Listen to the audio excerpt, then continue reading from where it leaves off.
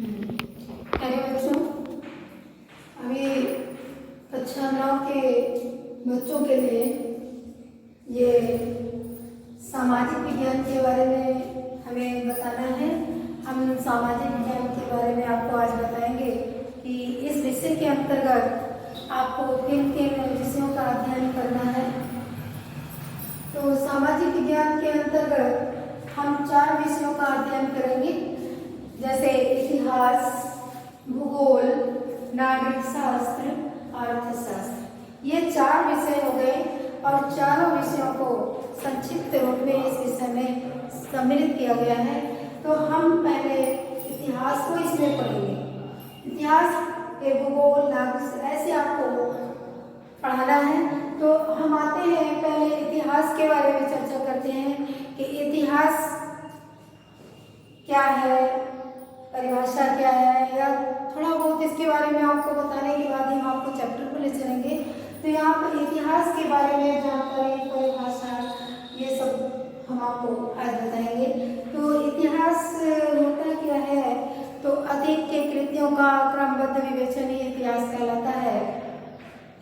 हर जगह का अपना एक इतिहास होता है, चाहे किसी देश का, किसी गांव का, किसी मनुष्य का, किसी भी जगह का अपना इतिहास होता है। हर मनुष्य के जीवन की बीती हुई गाथा इतिहास बन जाती है। लेकिन जब उसे बच्चों यदि हम क्रम वाइज कहीं लिख देते हैं तब वो इतिहास हो जाता है। यदि हम कहीं नहीं लिखते हैं तो उसे कोई नहीं जान पाएगा कि इनका इतिहास क्या है। मुँह ज़बानी यदि हम बोलते हैं तो उसको इतिहास की श्रेणी में नहीं रखते। यदि कहीं लिख दिया जाता है तो उसको हम इतिहास मान लेते हैं। इतिहास के बारे में आप लोग जानते हैं। तो इतिहास एक गौरवपूर्ण विषय है। इतिहास का मतलब किसी राजाओं के द्वारा किसी भी स्थान पर समय समय पर लड़ी गई लड़ाइयाँ ही नहीं होती, बल्कि वही इतिहास नहीं कहलाता, बल्कि हमारी संस्कृतियों का इतिहास, हमारी संस्कृतियों का सामाजिक, आर्थिक, राजनीतिक हर क्षेत्र का विवेचन करता है। इतिहास हमारी संस्कृतियों का सामाजिक, राजनीतिक, आर्थिक गतिविधियों का विवेचन करता है। तो छोटी कक्षाओं में आपने पढ़ा है, इतिहास वह सरिता है जिसका जल बहता रहता है, जो मानव के उत्थान पतन का चित्रण करता है। तो हर व्यक्ति के जीवन में कभी उत्थान आता है तो कभी उसका पतन होता है, लेकिन यदि उसको हम कहीं लिख देते हैं तो वो इतिहास हो जाता है। नहीं लिखते हैं तो हम क्या जानेंगे, कोई नहीं बता पाएगा क्या इतिहास है। तो यहाँ पे वो परिभाषा आपको बच्चों याद होगा कि जो हमने आपको अभी बताया कि वह सरिता है, इतिहास वह सरिता है, नदी है जिसका जल बहता रहता है, जो मानव के उत्थान पतन का चित्रण। और ये तमाम बहुत सारी परिभाषाएं हैं। इतिहास अतीत के कृत्यों का क्रमबद्ध विवेचन प्रस्तुत करता है, ये भी है। तो इतिहास के बारे में जो बीती हुई घटना है, मैं आपको परिभाषा भी बताएगी। इतिहास के नजरिए और दृष्टिकोण ये भी आपको देखना है। इतिहासकार जो होते हैं, जो घटनाओं को लिखते हैं, किसी मनुष्य की, किसी राजा के, किसी देश की घटनाओं को लिखते हैं, तो इतिहासकार जो अलग अलग लिखते हैं उनका अलग अलग अपना नजरिया होता है, अलग अलग दृष्टिकोण होता है। एक ही घटना को यदि 3 लोग देखते हैं तो उसको 3 नजरिए से देखते हैं। 2 लोग देखते हैं 2 दृष्टिकोण से देखते हैं, 2 नजरिए से देखते हैं, तो उसको 2 तरह से लिख देते हैं। घटना वही है, सन वही है, लेकिन 2 तरीके। इसीलिए जब यदि आप किताब देखते होंगे तो अलग अलग लेखकों की किताबों में थोड़ा बहुत फर्क नजर आता है। यदि आपको किताब लेना है तो साहित्य भवन का किताब आपके विद्यालय में चलता है, वही किताब लीजिए। और उसके बाद इतिहासकारों के नजरिए, इतिहासकार, अभी इसके बारे में हम आपको बता दें कि इतिहासकार जो होते हैं वो कई नजरिए से, कई इतिहासकार जो अलग अलग अपने अपने नजरिए से लिखते हैं, घटनाओं को लिखा जाता है। तो उनका दृष्टिकोण अलग है। जैसे आपको उदाहरण स्वरूप बता दें कि एक स्थान है, वहाँ पे कोई दुर्घटना हो जाती है। हमने कभी आपको बताया भी था कि जैसे एक स्कूटर वाला है और एक रिक्शा वाला है, दोनों आपस में लड़ गए, एक्सीडेंट हो गया। वहाँ पर कई लोग देख रहे हैं, तो एक देखने वाला कहेगा कि स्कूटर वाले की गलती है और तेज चल रहा है, दूसरा कहेगा रिक्शे वाले की गलती है, वो उल्टी तरफ से चल रहा है, तीसरा कहेगा दोनों की गलती है, दोनों नशे में।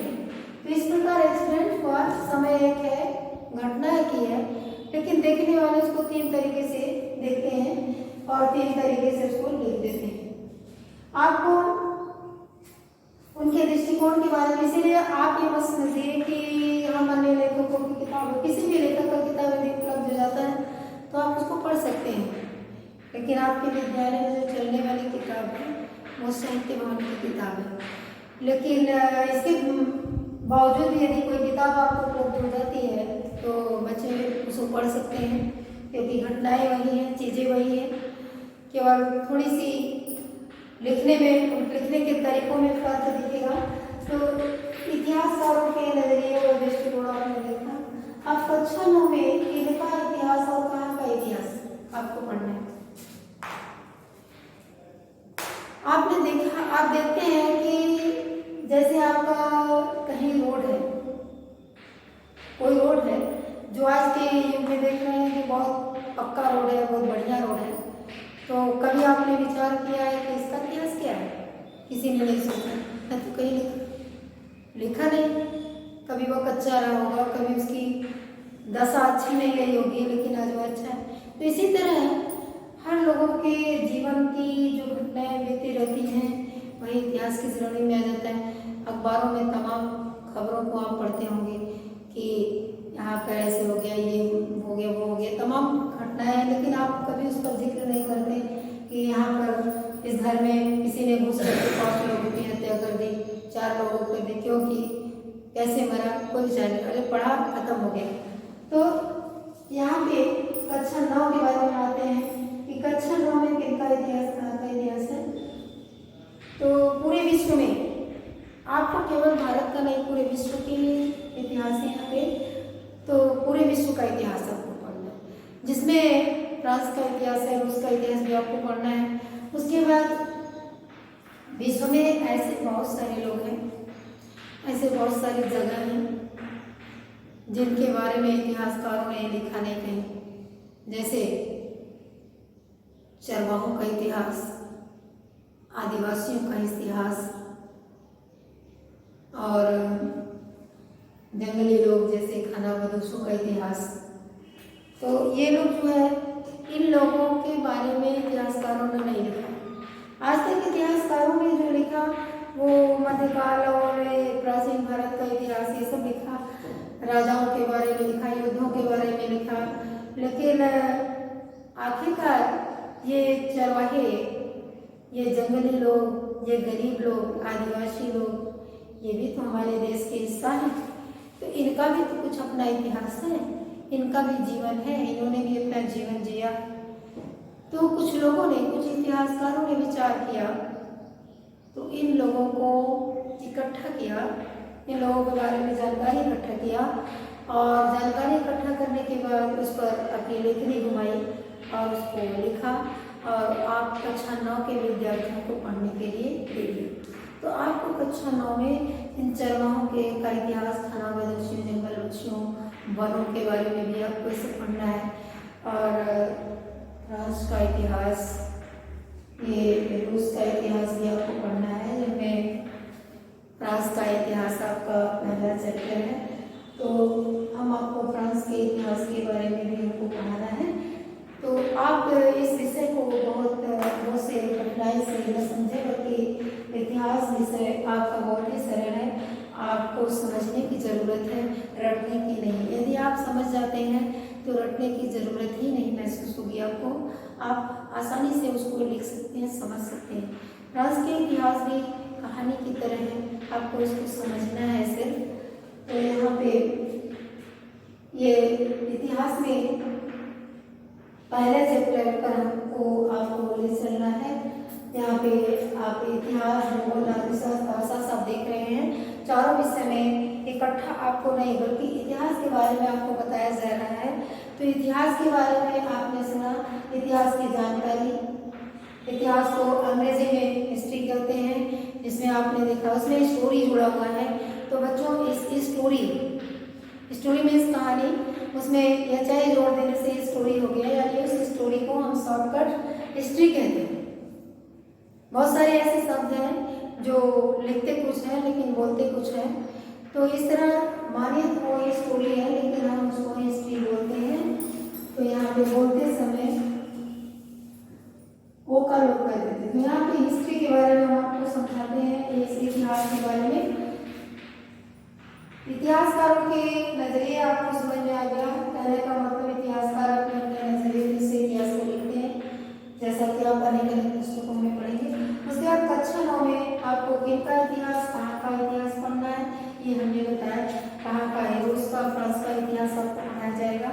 उसके बाद किनका इतिहास, तो आदिवासियों, जंगल में रहने वाले खानाबदोशियों, चरवाहों, इन सबों का इतिहास है। बहुत शॉर्ट में है, जिसको आपको समझाना है, समझना है और मुझे समझाना है। तो कल हम आपको पहले चैप्टर पर ले चलेंगे। आज के लिए सिर्फ इतना ही।